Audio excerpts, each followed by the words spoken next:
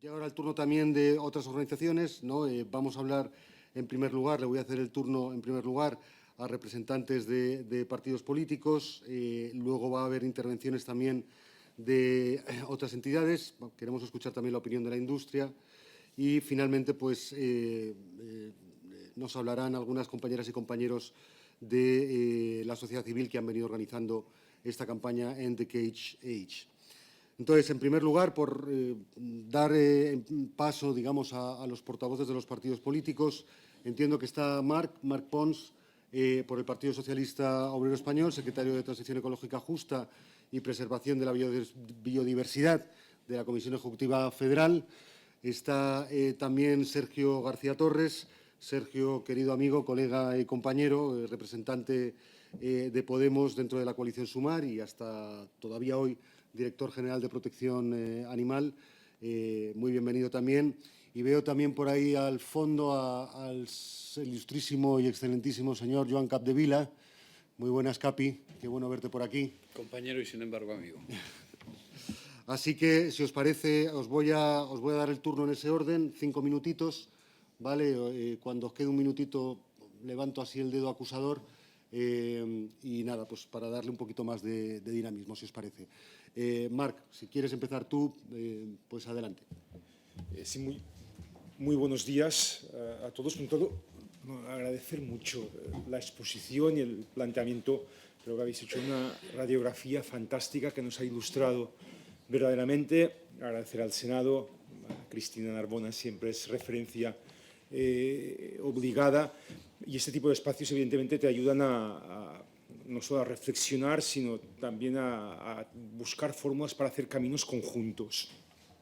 Y una cuestión previa, que no es menor, y aquellos que creemos en la importancia de una sociedad civil movilizada, crítica, capaz, en cierta manera, desde lo civil también, mover el mundo y hacerlo avanzar, creo que sois un ejemplo de lo que representa precisamente la idea de un compromiso, de cómo se trabaja, de cómo se mueve la ciudadanía, para que a partir de aquí los poderes políticos y también económicos nos veamos en la necesidad de acompañar, de trabajar y de liderar desde las instituciones cambios que evidentemente yo creo que se han puesto hoy mismo de manifiesto de que son necesarios.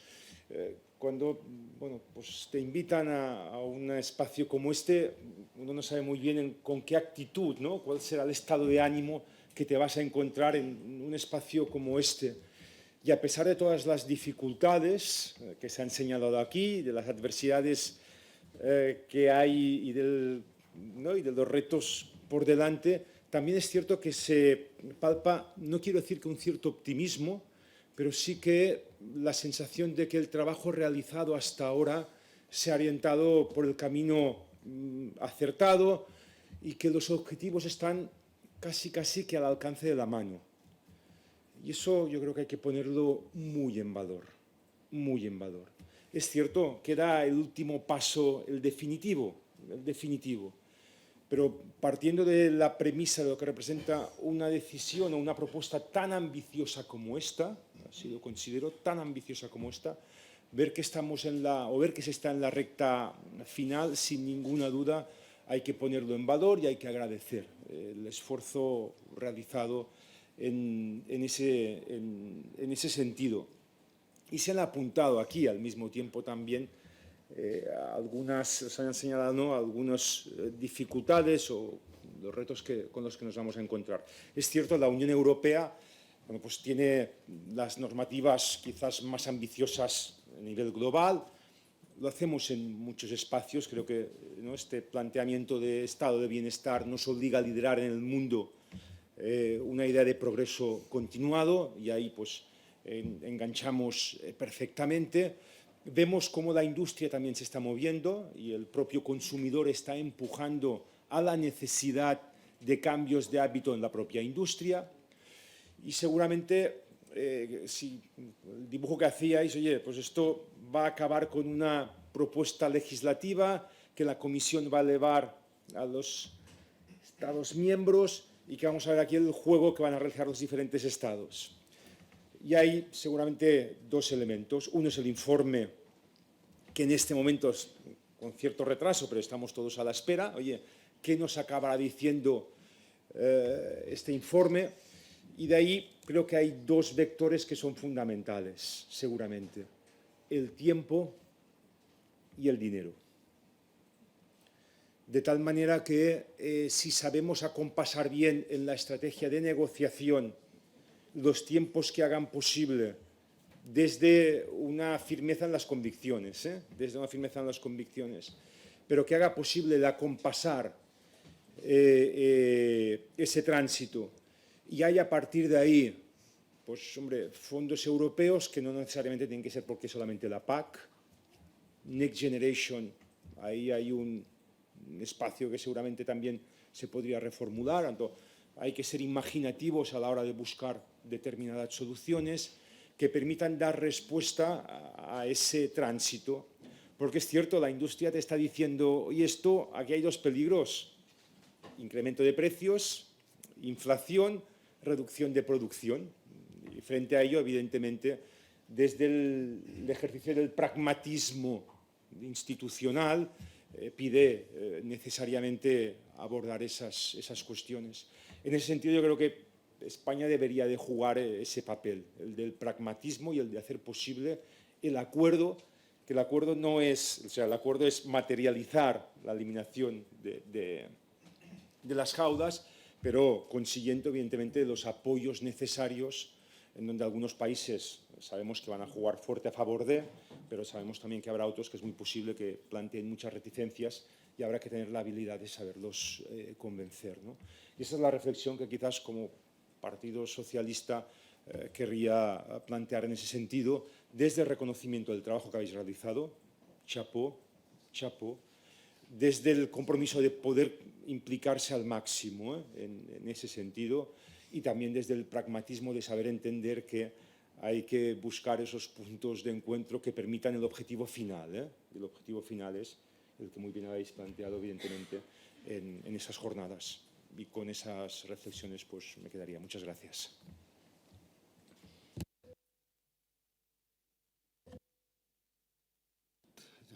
Llevo en estos 7 años y realmente se me está revelando como no se me había revelado en 7 años. Luego me explicará el técnico cuál es mi error fundamental en el manejo de este trasto. Muchas gracias, Marc.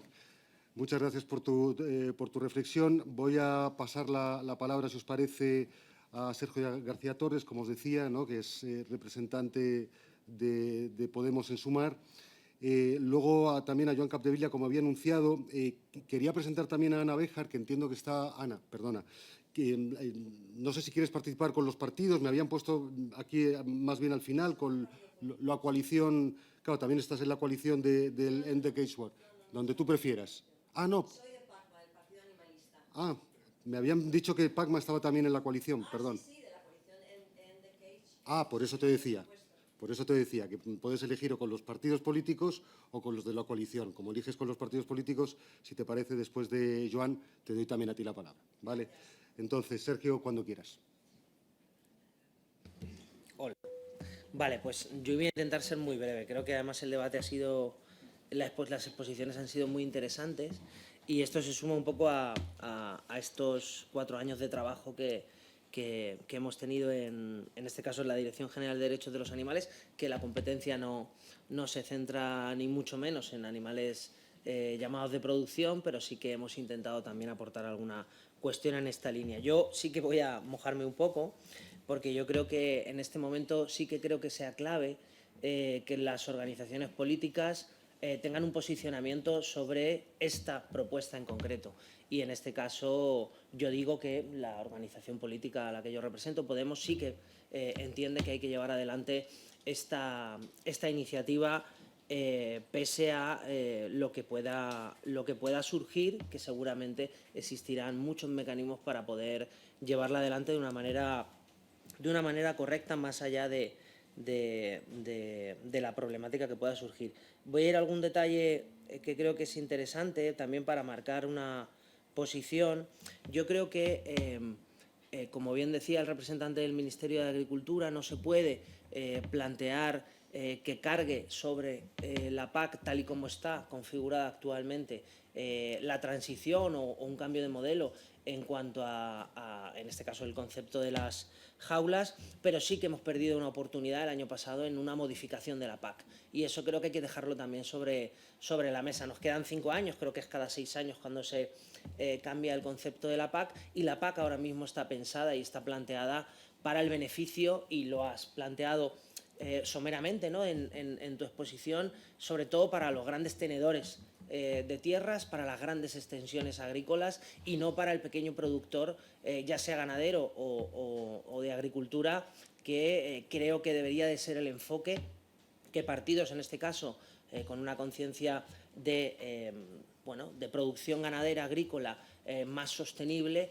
deberían de plantear, ¿no? En este caso, creo que solo pequeños grupos políticos, en este caso de la izquierda europea, plantearon una modificación de la PAC en esa línea y no fue respaldada ni apoyada incluso por otras organizaciones políticas, que creo que es importante también tenerlo en cuenta. Hablabais también en vuestra exposición, y creo que es muy, muy, muy importante, y lo comentaba Pablo también, pero también lo comentabais en otra exposición, sobre el concepto de la importación de animales en nuestro país. Es claro lo que ha pasado con Ucrania, y no solo en esto, también ha pasado con otros conceptos de estándares de bienestar animal, y podemos hablar, por lo que yo conozco, de animales de compañía, cómo se redujo el estándar de control sanitario para que pudieran entrar animales de Ucrania, cosa que, si es de Marruecos, seguramente ese animal no pasaría de la frontera porque sería ejecutado en ese mismo momento. Yo creo que eso es un concepto un poco hipócrita que tenemos como en este caso como Unión Europea. Es decir, bajamos estándares en los tratados internacionales, que es algo que pasa muchas veces sin demasiado debate, ¿no? Cómo los tratados internacionales se rebajan estándares de entrada de producción animal en nuestro país, y lo que hacemos en el fondo es una especie de welfare, de blanqueamiento, como el greenwashing, ¿no? Pero en este caso con welfare washing podría denominarse blanqueamiento de la protección animal en nuestros entornos, pero permitimos que otros entornos nos traigan animales sin contar con conceptos no solo de sanidad animal o de bienestar animal, sino también de garantía de trabajo digno y trabajo estable para la gente que produce, ¿no? Y creo que además las políticas que se han llevado a cabo en esta legislatura no han sido especialmente favorecedoras de ese pequeño productor a nivel europeo, ¿no? Sobre todo de ese pequeño productor que creo que sí supera con creces los estándares de bienestar animal. Y lo que nos viene ahora, y aquí voy ya, estamos en campaña, lo siento, toca, creo que aquí viene lo que nos puede pasar, ¿no? Creo que si ahora mismo podemos tener expectativas de mejoras en muchas cuestiones que tienen que ver con protección y bienestar de los animales de producción, tenemos un nubarrón frente a nosotros que puede suponer una cuestión mucho más dramática y lamentable, ¿no? Y podemos verlo por la gestión que se ha hecho de toda la crisis de tuberculosis en Castilla y León por parte de los gobiernos regionales, autonómicos, y en la problemática que puede ser esto, que puede ser llevado a un plano internacional, y que esas personas, esas gentes, esos grupos políticos puedan ser quien negocie y participe en una normativa nueva sobre, en este caso, jaulas o cualquier otra cuestión que tiene que ver con bienestar animal, pues que Dios nos coja confesados. Así que, con todo esto, creo que ahora mismo, como ciudadanos, tenemos la posibilidad de poner esto también sobre la mesa, porque creo que es importante y que hay muchas cosas que mejorar, pero sin lugar a dudas puede ser mucho peor si no actuamos con cierta conciencia también en esto, en nuestro ejercicio democrático al derecho a voto. Gracias.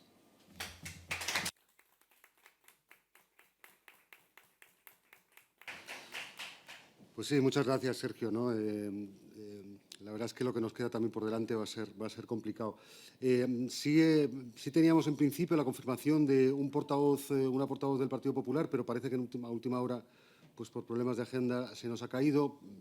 De veras que lo lamento, porque en este debate, ¿no?, que hemos tenido sería bueno escuchar la opinión de uno de los principales partidos de este país. En todo caso, pues, en su ausencia, vamos a seguir con el debate.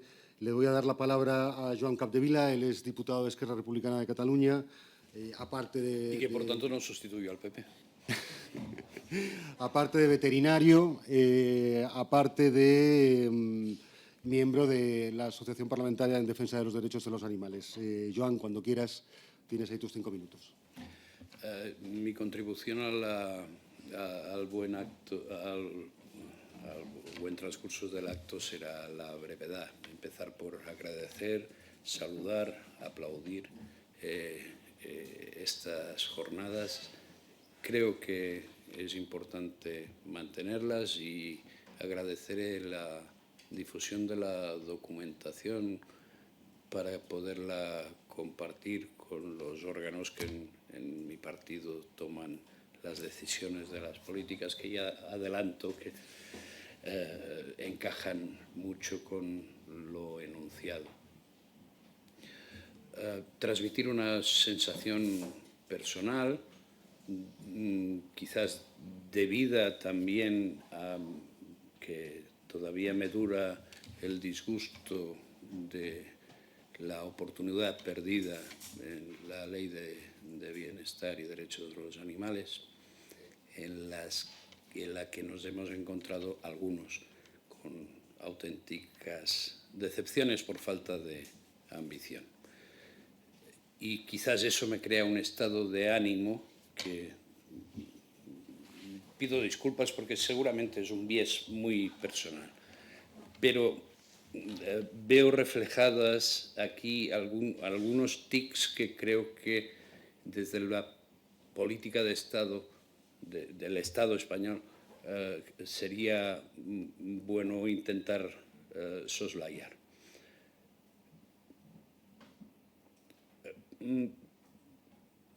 Por aquello de pensar globalmente y actuar localmente, a veces caemos en contradicciones. Y estamos a punto de caer en una contradicción, como se ha señalado, muy parecida a la del debate de la deforestación importada. Es decir, vamos a caer en el cinismo de tener el bienestar animal a fuerza del malestar que importemos y que nuestros bolsillos se puedan permitir. Estamos en una situación muy parecida a la del trígono energético, la garantía de suministro, la calidad y el beneficio. Y quizás quejarnos de la lentitud europea, de a veces su inoperancia, pues quizás estemos en el momento en que lleguemos a aplaudirla.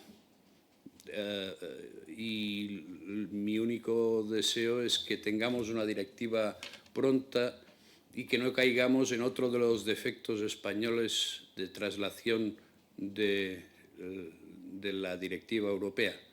El primero es la lentitud. El segundo es el ya de paso y el ir introduciendo características muy propias, muy castizas y muchas veces desvirtuadoras del espíritu de la ley. Los que hemos participado de ser legisladores a menudo hemos tenido, ¿verdad, Chema?, esa sensación de que un alto funcionario te diga cuál era a ti, cuál era el espíritu del legislador. Solo espero que esta vez, y por el bien del bienestar animal, se mantenga. Gracias.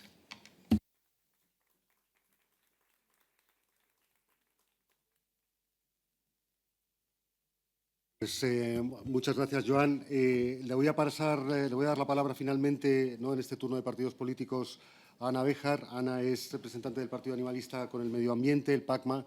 Cuando quieras, Ana, tienes ahí tus 5 minutitos. Muchas gracias. ¿Se me oye bien?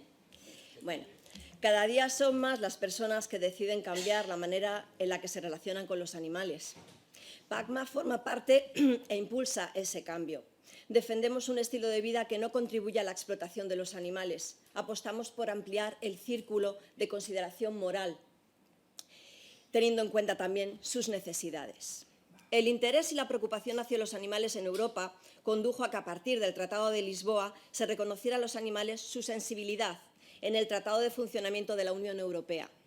En su artículo 13, insta a los Estados miembros a tener plenamente en cuenta las exigencias en materias de bienestar de los animales como seres sensibles, al formular y aplicar las políticas de la Unión en materia de agricultura, pesca, transporte, mercado interior, investigación y desarrollo tecnológico y espacio.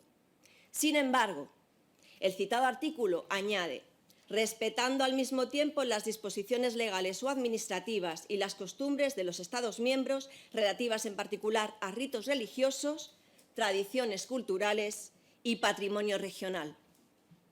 Esta última cláusula permite que aún se sigan desarrollando prácticas inaceptables como la celebración de corridas de toros o el sacrificio ritual de animales por motivos religiosos. Resulta cuanto menos contradictorio que el mismo artículo que reconoce la sensibilidad de los animales autorice prácticas crueles amparándose en la costumbre.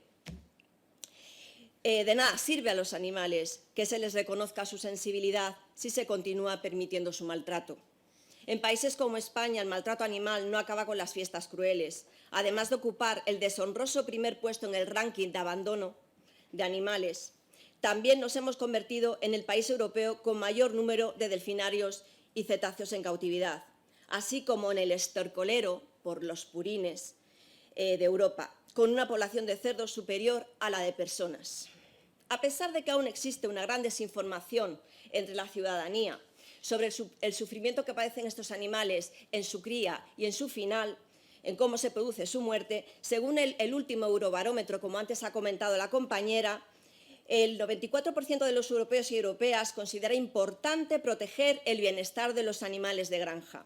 Los animales destinados al consumo se crían cada vez más, como todos sabemos, en modelos de producción intensiva, explotaciones de gran tamaño, que ya representan en España el 85% de las 85.000 granjas censadas en este país. Este modelo implica confinamiento, hacinamiento y, bueno, estar sometidos a un modelo de producción donde lo único que prima es el beneficio económico. En 2018, PACMA se adhirió a esta maravillosa iniciativa ciudadana europea, End the Cage Age, y como entidad promotora en España esta iniciativa de Compassion in World Farming, que consiguió, como ya hemos comentado, ese 1.4 de firmas y que, bueno, hay que ponerlo en valor, como decía el compañero, porque es un trabajo importantísimo y excelente. En Europa, millones de animales se mantienen en jaulas o cajones, como todos sabemos, durante la mayor parte de sus vidas. Conejos, gallinas, codornices, patos, gansos. Especialmente crueles son las jaulas para gestantes y lactancia de las cerdas, como comentaba anteriormente nuestro compañero Javier Moreno, y los cajones individuales de terneros. Además de acabar con las jaulas, PACMA propone la prohibición de las amputaciones no curativas, como la del pico a los pollos, la del rabo y los dientes a los cerdos o el quemado de los cuernos a los terneros. También la prohibición de la alimentación forzosa en producción de productos como el foie gras. Por supuesto, queremos que se elimine la excepción que permite el sacrificio de animales sin aturdimiento previo, algo que, según establece la normativa europea, debería ser excepción, pero que en España se está convirtiendo en una práctica generalizada, desgraciadamente. Y por último, voy a ser ya muy breve, exponemos la necesidad de limitar y reducir el número de horas permitidas para el transporte de animales. La crueldad de esta vida de confinamiento acaba muchas veces en un transporte de horas, de días, muchas veces llegando a destino incluso ya fallecidos, ya muertos, por el hacinamiento, por la falta de movimiento, de agua, de alimento. Bueno, además, tampoco hay que olvidar que la producción de alimentos como la carne o lácteos es uno de los principales contribuyentes al calentamiento del planeta. Siendo la segunda causa, la ganadería, la segunda causa de emisión de CO2 a la atmósfera, solo por detrás de la industria energética y manufacturera. Por todo ello, PACMA propone que desde la Unión Europea se adopten medidas para frenar la proliferación de este tipo de explotaciones y para reducir el consumo de alimentos de origen animal. En palabras de la ONU, un cambio global hacia una alimentación vegana es vital para salvar el hambre en el mundo, la escasez de combustible y los peores impactos del cambio climático. Y PACMA añade, y para acabar con el sufrimiento de millones de animales. Nada más. Muchas gracias.